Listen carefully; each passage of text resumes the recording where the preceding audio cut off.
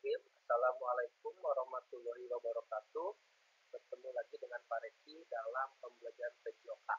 Sekarang Pak Reki akan membahas tentang kisi-kisi PAT semester 2 PJOK di sekolah dasar kelas 4. Baik, kita mulai ya. Mudah-mudahan kisi-kisi ini bisa membantu adik-adik atau siswa-siswi yang akan melakukan kegiatan PAT di semester 2. Apa nih yang akan kita pelajari dalam kisi-kisi kali ini? Yang pertama adalah gerak dasar dalam olahraga. Yang kedua adalah permainan tradisional. Yang ketiga, senam dan gerakan kebugaran. Lalu selanjutnya ada kesehatan dan gizi. Ada keselamatan dalam olahraga. Lalu yang terakhir adalah olahraga air. Baik, selanjutnya nih yang akan kita adalah gerakan dasar dalam olahraga. Dalam olahraga, Pak Reki membuat 3 cabang olahraga. Yang pertama adalah cabang olahraga sepak bola, yang kedua adalah bola basket, yang ketiga adalah bola voli, dan keempat, empat cabang olahraga: sepak bola, bola basket, bola voli, dan kasti. Baik, Pak Reki akan menjelaskan dulu tentang sepak bola nih. Sepak bola, tujuan dari permainan sepak bola adalah memasukkan bola ke gawang lawan dan menjaga gawangnya agar tidak kemasukan.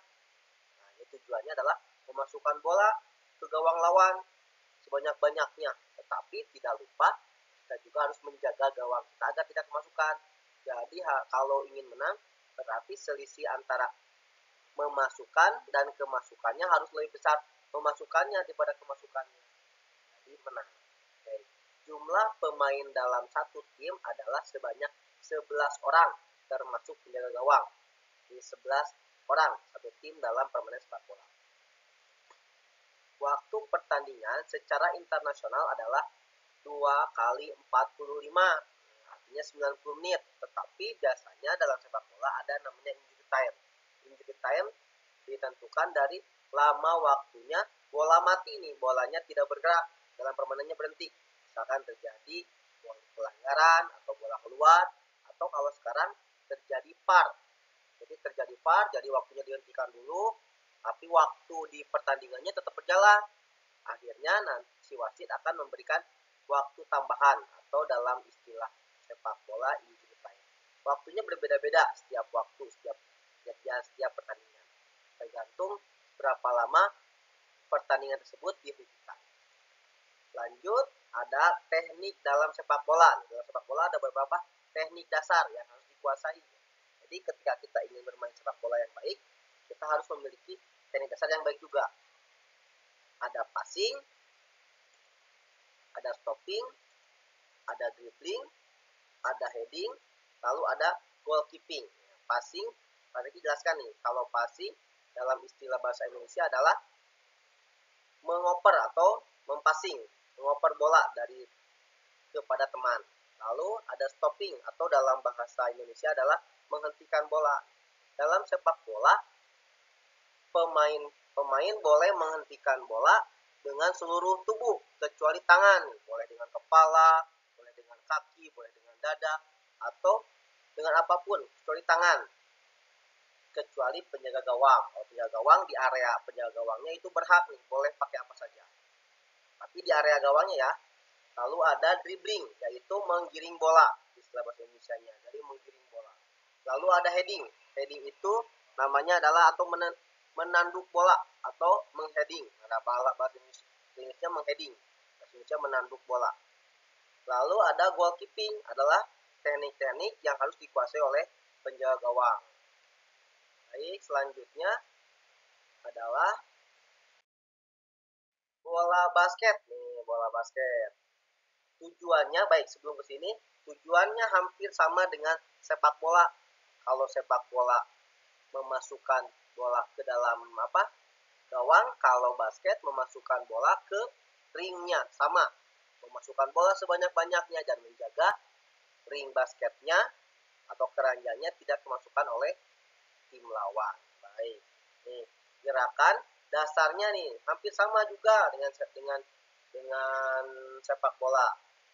Di gerakan dasar dalam bola basket ada dribbling atau memantulkan bola atau menggiring bola, ada shooting, melempar ke ring, ada passing atau mengoper. Nanti di sini pun ada beberapa teknik, ada tekniknya yang menggunakan satu tangan, dua tangan, ada yang di atas kepala, di dada, di bawah. Nanti kita bahas di kelas berikutnya, kelas 5. Selanjutnya ada waktu pertandingan. Dalam bola basket pertandingannya itu yaitu 4 kali 10 menit. Tetapi kalau dalam sepak bola waktu pertandingannya mau bolanya keluar, mau masuk, mau seperti apa, bolanya tetap jalan. 40 menit itu ditambah dengan injury time. Tetapi kalau dia bola basket 4 kali 10-nya itu ketika bolanya hidup saja. Jadi tidak ada perpanjangan waktu kalau di bola basket. Jadi ketika bola out atau pelanggaran terjadi penghentian pertandingan, maka waktunya akan berhenti. Jadi bersih 4 kali 10 menitnya, atau dalam bahasa istilah basketnya adalah 4 quarter. Oke, jumlah pemain dalam bola basket adalah 5 orang. Nah, kalau tadi sepak bola ada 11 orang, kalau jumlah pemain bola basket adalah 5 orang. Baik, selanjutnya sekarang kita ke bola voli. Bola voli sedikit berbeda nih. Apa namanya? Tujuan dari permainannya. Tujuan dalam bola voli adalah mematikan bola di area lawan. Ya, mematikan bolanya di area lawan dan memaksa lawan melakukan kesalahan. Apa saja kesalahannya? Biasanya salah dalam menyentuh net atau dalam bahasa istilah netting. Lalu atau kesalahan lawan saat melakukan smash, servis, bolanya keluar. Jadi tujuannya adalah mematikan bola di area lawan dan memaksa lawan melakukan kesalahan.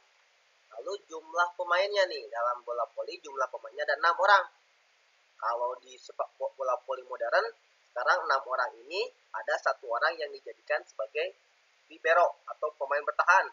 Dia tugasnya hanya menerima semesan lawan, bola-bola dari lawan.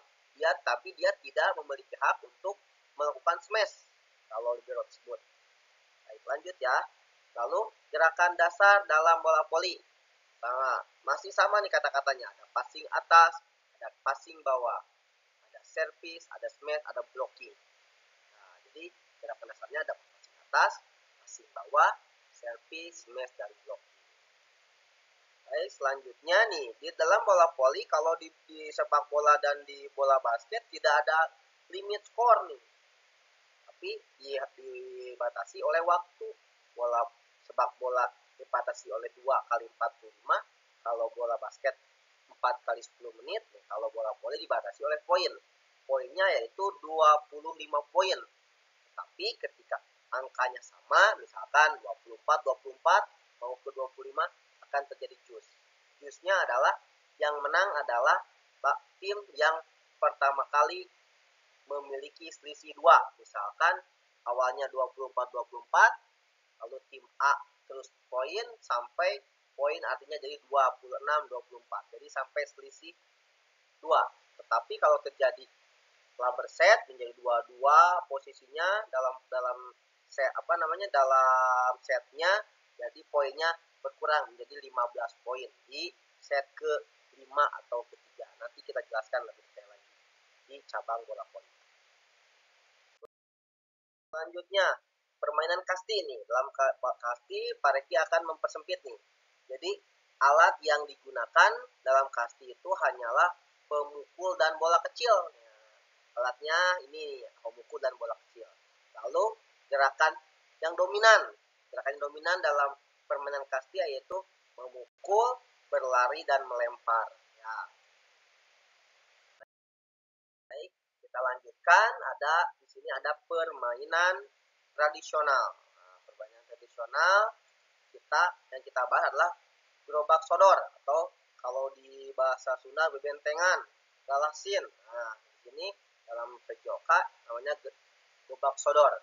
Gerakan dominannya adalah berlari, menghindar, dan strategi tim. Nah, bagaimana nih si pemain ini nih, Pak Reki contohkan ya, contohkan ini pemain ini bagaimana cara bisa melewati lawannya dari sini ujung sini kembali lagi ke belakang sini lagi, maka terjadi poin 1.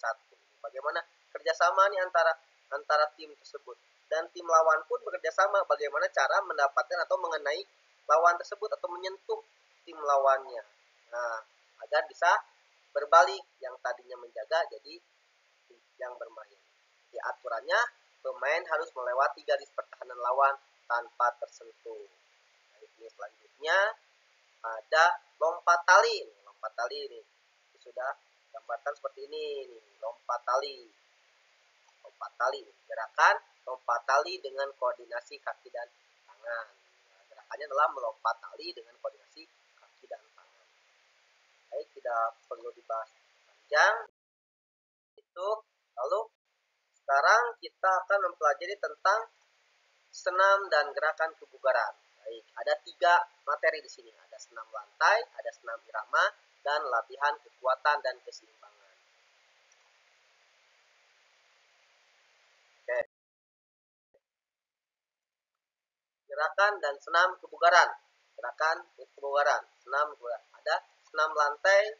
Senam lantai yang kita akan bahas adalah senam lantai forward roll atau guling depan. Nah, biasanya anak-anak sudah melakukan nih.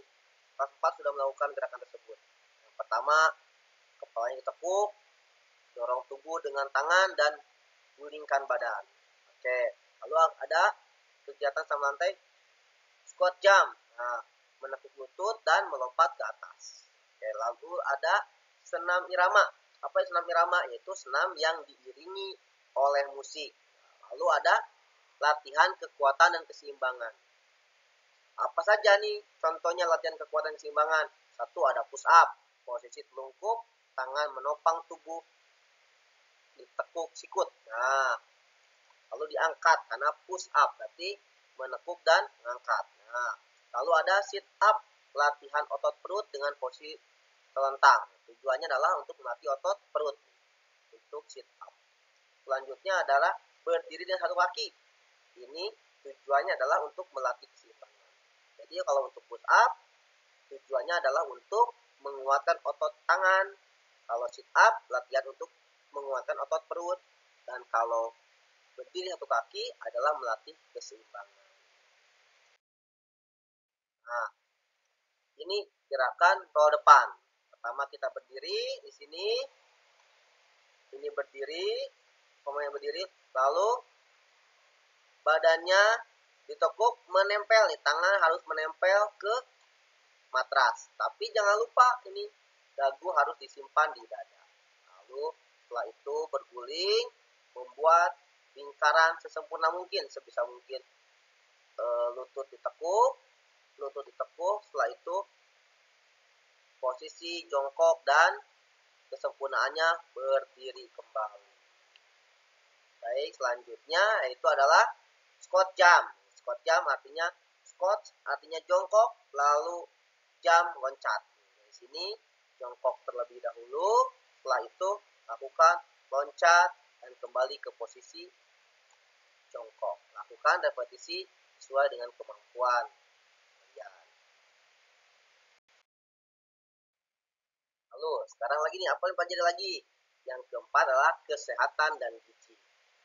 Makanan sehat, atau tentang makanan sehat. Sumber vitamin C, yaitu vitamin C terdapat dalam makanan seperti jeruk, stroberi, dan tomat, dan banyak lagi yang lain. Ada sumber protein, yaitu terdapat dari telur, daging, tempe, lalu ada ikan-ikanan, ada kacang-kacangan, dan lain sebagainya. Lalu apa nih yang harus dihindari untuk makanan yang tidak sehat? Makanan tidak sehat seperti keripik nih, keripik jangan terlalu banyak karena banyak mengandung minyak nih, minyak jenuh biasanya di keripik. Ada permen dan ada soda. Mungkin Pak Leki saya mengingatkan kembali, ada minuman seperti kita sering lihat, minuman untuk meningkatkan instan, stamina instan.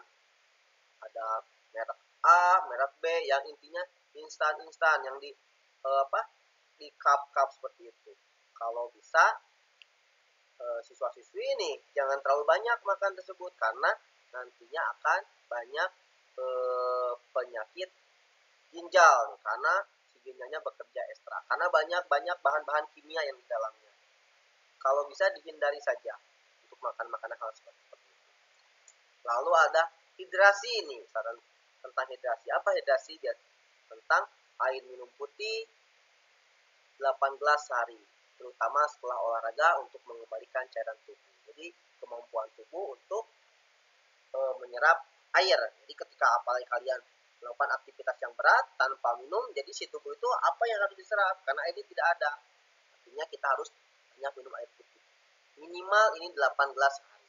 Itu sesuai dengan kebutuhan kalian. Selanjutnya istirahat nih. Waktu istirahat ideal untuk anak-anak adalah 8 sampai 10 jam per hari. Ini yang hati-hati yang begadang. Jadi ketika jam 9 malam, sholat subuh, bangun jam 5, sudah cukup. Tidak ada begadang-begadang. Artinya ketika begadang, maka fungsi tubuh akan berubah nih, tubuh kalian. Artinya kalian harus tidur teratur nih. Minimal sudah beberapa penelitian bahwa tidur ideal untuk anak-anak adalah 8 sampai 10 jam. Selanjutnya adalah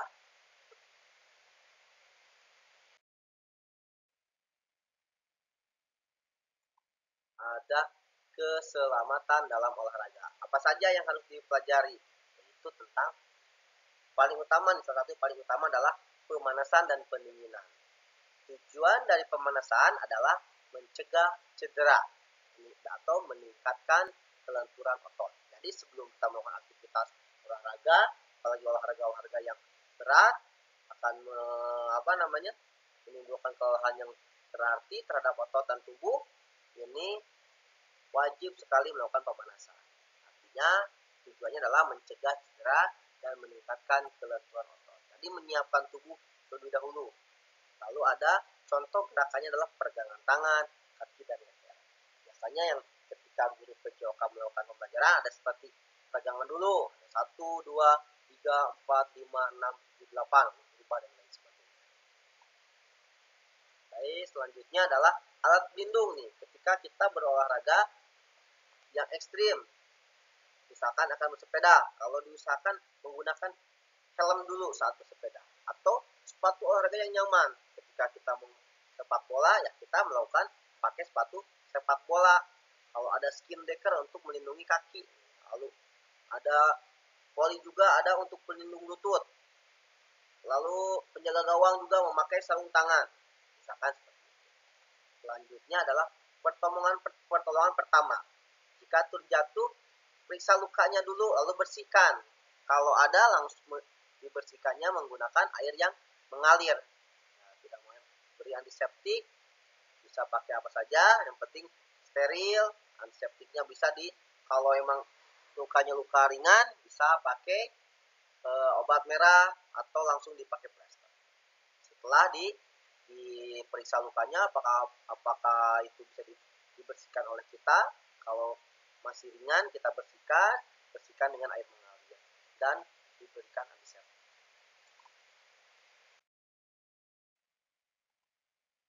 Lalu selanjutnya nih, terakhir, yaitu olahraga air, yaitu renang. Nah, manfaatnya adalah apa saja nih? Manfaatnya melatih pernapasan, renang itu melatih pernapasan, kekuatan, dan daya tahan tubuh.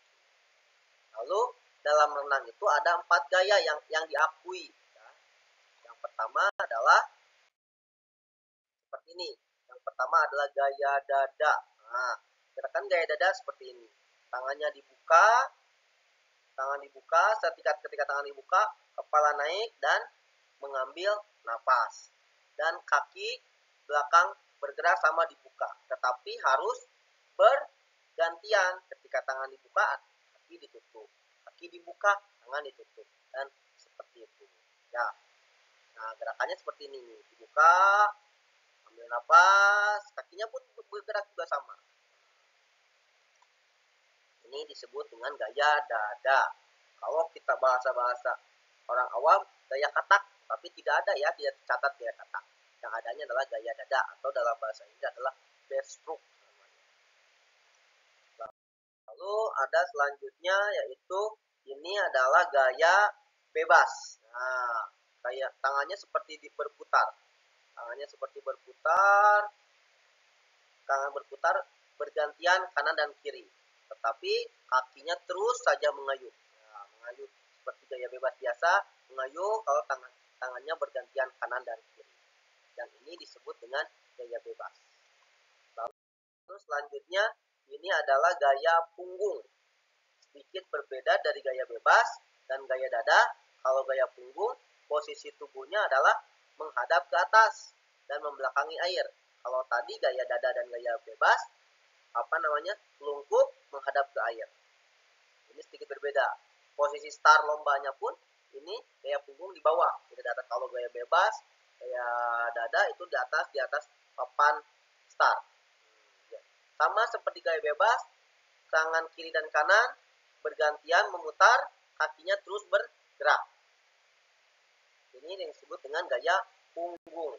Lalu terakhir ada gaya, ini namanya adalah gaya kupu. Nah, gaya kupu seperti kupu-kupu mengembang, tangan kanan dan tangan kiri bergerak bersamaan, naik ke atas dan ke bawah bersamaan, disebut dengan gaya kupu. Atau ada istilah lain, ini bisa dikatakan dengan gaya lumba-lumba atau dolphin style. Nah, yang tadi mohon maaf, tadi ada gaya bebas, bahasa Inggrisnya adalah front stroke atau freestyle stroke, bisa seperti itu. Ada lagi kalau ini gaya punggung, backstroke. Nah ini kalau untuk gaya kuku itu namanya gaya kuku, kalau bahasa Inggrisnya butterfly stroke atau dolphin stroke. Tapi pada umumnya ini disebut dengan gaya kuku. Oke, kalian hebat nih sudah belajar. Terima kasih.